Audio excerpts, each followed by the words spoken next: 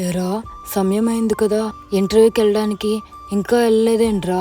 వెళ్తానులే నాన్న, ఇంకా అరగంట టైం ఉంది కదా, తుస్సమని వెళ్ళిపోగల. నాకు తెలుసులే నాన్న, నువ్వు ఏ పని ఉంటే చూసుకెళ్ళి. అలా అనకరా, అన్ని సమయాలు మన చేతుల్లో ఉంటాయా ఏంటి? సరే నాన్న, నీకు ఆలోచించలేకపోతున్నాను, వెళ్తానులే. వెయిట్ చేయి, రెడీ అయ్యి వెళ్తున్నాను.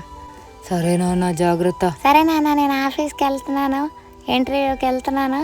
నాకే వస్తుంది జాబ్, ఖచ్చితంగా వస్తుంది. సరేనా, ఉంటాను నాన్న. సరే బాబు, జాగ్రత్త. ఇదేంట్రా బాబు, బైక్ స్టార్ట్ కావట్లేదు.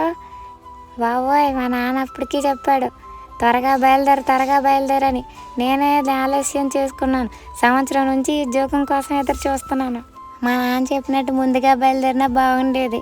ఇప్పుడు నాకు తెలిసి వస్తుంది. అయ్యో నాన్న. అమ్మయ్య, రీచ్ అయ్యాను. మేడం, ఇంటర్వ్యూకి వచ్చానండి. ఇప్పుడేంటి ఇంటర్వ్యూలు సార్? ఇంటర్వ్యూ అయిపోయి చాలాసేపు అయిందే. అదేంటి మేడం అలా అంటారు? 10ంటికి అన్నారు కదా. ఒకసారి టైం చూసుకోండి సార్, టైం ఇప్పుడు 11 అయింది. అయ్యో, నేను చూసుకోలేదు మేడం, బైక్ ప్రాబ్లం అయింది, అందుకే లేట్గా రావడం జరిగింది. మళ్ళీ నెక్స్ట్ ఇయరే మీరు ట్రై చేసుకోవాలండి జాబ్. ఇప్పుడు సమయం అయిపోయింది, అందరినీ మేము తీసేసుకున్నాము, వేకెన్సీస్ ఏమీ లేవు. మేడం అలా అనద్దు మేడం, 1 year నుంచి ఎంతో వెయిట్ చేస్తున్నాను మేడం, కొంచెం నా మీద దయించండి మేడం, ప్లీజ్ మేడం. అప్పుడు మీరు ముందుగానే బయలుదేరి రావాల్సిందండి. మీరు చేసుకునే మిస్టేక్ నన్ను అడుగుతారేంటండి? మా చేతిలో ఉంటే మేము ఇవ్వగలం, మా చేతిలో ఇప్పుడు జాబ్ లేదండి. మళ్ళీ నెక్స్ట్ ఇయర్కే మేము జాబ్ ఇవ్వగలమండి. అయ్యో, నేను చేసిన తప్పే. మా నాన్న చెప్పినట్టు ముందు వెళ్ళినా బాగుండేది. అయ్యో.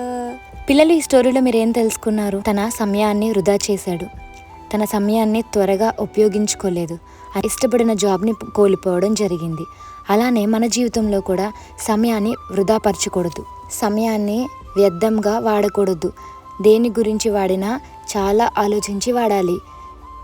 ఇప్పుడు తన సమయాన్ని వృధా చేసుకోవడం వల్లనే కదా జాబ్ని కోల్పోయాడు. అలాగే మీ జీవితంలో కూడా ప్రతి సమయాన్ని, ప్రతి టైం, ఒక్క సెకండ్ అవనివ్వండి, ప్రతిదీ వాల్యుబులే మన జీవితంలో. సో వైజ్గా ఆలోచించి దేవుని కొరకు వాడండి.